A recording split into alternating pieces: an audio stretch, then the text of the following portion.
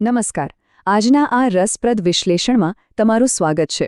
આજે આપણે ગુજરાતના કચ્છમાં આવેલા એક એવા અંતરિયાળ ગામની સફર કરવાના છીએ જેનું નામ છે માતાનો મઢ. આ જગ્યા ખરેખર અદ્ભુત છે. કેમ? કારણ કે અહીં વર્ષો જૂની આસ્થા અને એકદમ લેટેસ્ટ સ્પેસ સાયન્સ એટલે કે એસ્ટ્રોફિઝિક્સનો એક જબરદસ્ત સંગમ જોવા મળે છે. હવે તમારા મનમાં ચોક્કસ એવો પ્રશ્ન થતો હશે કે ભાઈ 14મી સદીના એક દેવી અને છેક મંગળ ગ્રહ પર જવાના મિશન વચ્ચે વળી શું કનેક્શન હોઈ શકે? જુઓ, ભુજથી લગભગ 100 કિલોમીટર દૂર આવેલું આ સ્થળ લાખો લોકો માટે એક આસ્થાનું મોટું કેન્દ્ર તો છે જ, પણ સાથે સાથે ભવિષ્યમાં આપણે જે અન્ય ગ્રહો પર જવાના છીએ ને એના માટેનું એક બહુ જ મહત્વનું ટેસ્ટિંગ ગ્રાઉન્ડ પણ છે. છે ને કમાલની વાત? તો ચાલો આખી વાતને બરાબર સમજીએ. તો સૌથી પહેલા વાત કરીએ કચ્છના આરાધ્ય દેવી આશાપુરા માતા વિશે. આશાપુરા માતા કચ્છના જાડેજા શાસકોના કુળદેવી છે અને 14મી સદીથી લોકોની તેમનામાં અતૂટ શ્રદ્ધા છે. આ મૂર્તિ ખરેખર બહુ યુનિક છે. લાલ રંગના એક વિશાળ પથ્થરમાંથી બનેલી આ મૂર્તિ 6 ફૂટ ઊંચી અને 6 ફૂટ પહોળો પાયો ધરાવે છે. પણ સૌથી નવાઈની વાત એ છે કે આ મૂર્તિ માત્ર ઘૂંટણ સુધીની જ છે અને તેને 7 જોડી આંખો છે. આની પાછળ એક બહુ રસપ્રદ કથા જોડાયેલી છે.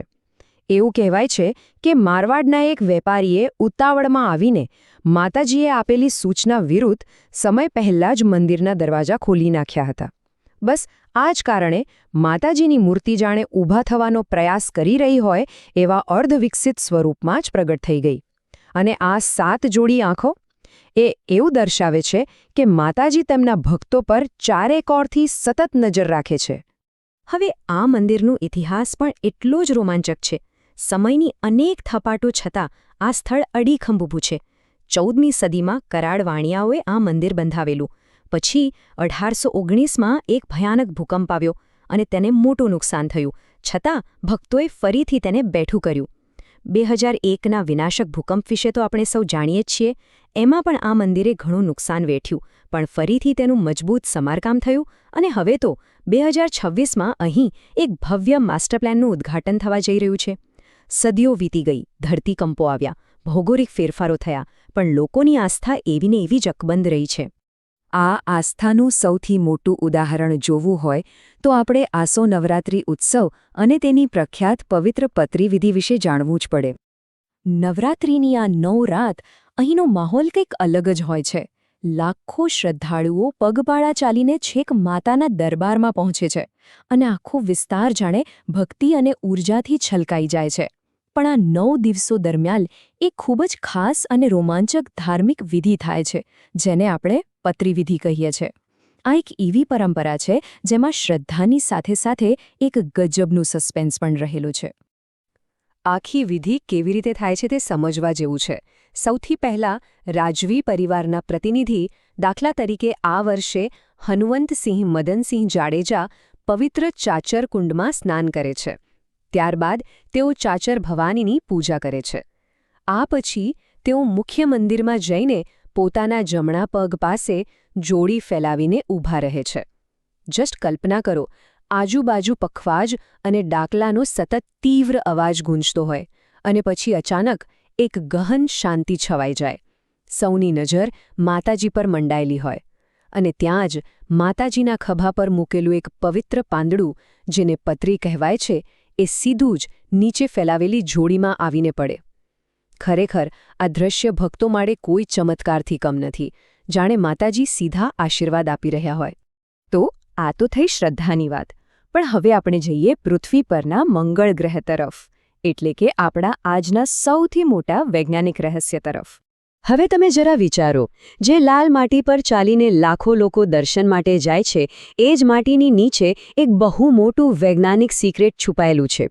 જી હા, આ એ જ જગ્યા છે જે ઇસરોના આગામી મંગળયાન 2 મિશન માટે એક અત્યંત મહત્વનું ટેસ્ટિંગ ગ્રાઉન્ડ બની ગઈ છે. હવે આવું કેમ? તો એનો જવાબ છે જારોસાઇટ. આ જારોસાઇટ ખરેખર છે શું? તો એ એક પીળા રંગનો બહુ જ દુર્લભ એવો આયર્ન સલ્ફેટ ખનિજ છે જે માત્ર પાણી હોય ત્યાં જ બને છે અને તે ઓર્ગેનિક મોલિક્યુલ્સ એટલે કે સજીવ અણુઓને લાંબા સમય સુધી સાચવી શકે છે. વર્ષ 2004માં નાસાના રોવરે મંગળ ગ્રહ પર સૌથી પહેલા આ જારોસાઇટ શોધી કાઢ્યું હતું અને તમને જાણીને આશ્ચર્ય થશે કે સંશોધકોને આ જ સેમ ખનિજ આપણા કચ્છના માતાના મઢ ગામમાંથી મળી આવ્યું છે ને જબરદસ્ત વાત. તો ભાઈ મંગળ ગ્રહના રિસર્ચ માટે આ માતાનો મઢ આટલું પરફેક્ટ લોકેશન શા માટે છે? એના અમુક બહુ જ સોલિડ કારણો છે. પહેલું તો એ કે આ વિસ્તાર સામાન્ય ભીડભાડ કે ટુરિસ્ટથી ઘણો દૂર આવેલો છે. બીજું અને બહુ જ અગત્યનું કારણ એ છે કે અહીં 55 મિલિયન વર્ષ, હા 5.5 કરોડ વર્ષ જૂના જ્વાળામુખીના અવશેષો પડેલા છે. અને સૌથી કમાલની વાત તો એ છે કે અહીંની માટી જ્યારે પાણીના સંપર્કમાં આવે ને ત્યારે તે બિલકુલ મંગળ ગ્રહની માટીની જેમ જ ફૂલે છે, એટલે કે વિસ્તરે છે. આટલી બધી સમાનતા હોવાને કારણે જ ઇસરો અને બીજા વૈજ્ઞાનિકો માટે અહીં રોવર ચલાવવાનું, ડ્રિલિંગના મશીનો ચેક કરવાનું અને ભવિષ્યમાં મંગળ પર જો કોઈ પ્રાચીન જીવસૃષ્ટિ હોય તો તેને કેવી રીતે શોધવી એના પ્રયોગો કરવાનું એકદમ સરળ બની ગયું છે. હવે આટલું બધું ઐતિહાસિક અને વૈજ્ઞાનિક મહત્વ હોય એટલે આ જગ્યાનું આધુનિક કાયાકલ્પ તો થવું જ જોઈએ ને? ધર્મ અને વિજ્ઞાનના આ અદ્ભુત સંગમને સાચવી રાખવો ખરેખર બહુ જ જરૂરી છે અને એટલે જ સરકાર તરફથી પૂરા 32.71 કરોડ રૂપિયાનું મોટું રોકાણ કરવામાં આવ્યું છે. તાજેતરમાં જ આપણા વડાપ્રધાન દ્વારા આશાપુરા ધામ સંકુલના આધુનિકીકરણ અને તેને વધુ સુરક્ષિત બનાવવા માટે એક ભવ્ય માસ્ટર પ્લાનનું ઉદ્ઘાટન કરવામાં આવ્યું. આટલું મોટું ફંડ એ વાતની સીધી સાબિતી આપે છે કે આપણા દેશ માટે આ સ્થળનું મૂલ્ય કેટલું મોટું છે. આ નવા માસ્ટર પ્લાનમાં અનેક આધુનિક સુવિધાઓ ઉમેરવામાં આવી છે. જેમ કે ટેકરી પર આવેલા ખાટલા ભવાની મંદિરનું પૂરું રિનોવેશન કરવામાં આવ્યું છે.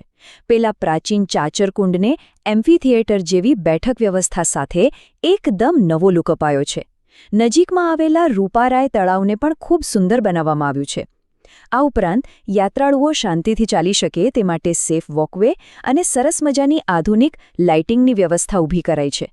ટૂંકમાં કહીએ તો એક સમયે જે વિસ્તાર થોડો જર્જરિત હતો તે હવે ભક્તો અને વૈજ્ઞાનિકો બંને માટે એક વર્લ્ડ ક્લાસ અને એકદમ સુરક્ષિત જગ્યામાં ફેરવાઈ રહ્યો છે.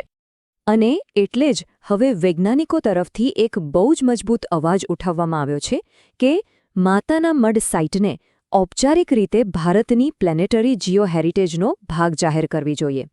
ખરેખર વિચારીને જ રૂવાડા ઊભા થઈ જાય ને કે કેવી રીતે કચ્છના એક નાના ગામડાનું આ પ્રાચીન મંદિર એક તરફ લોકોની અતૂટ શ્રદ્ધા અને બીજી તરફ લાલ ગ્રહ પર માનવજાતના ભવિષ્યની શોધ વચ્ચેનો એક અદ્ભુત સેતુ બની ગયો છે.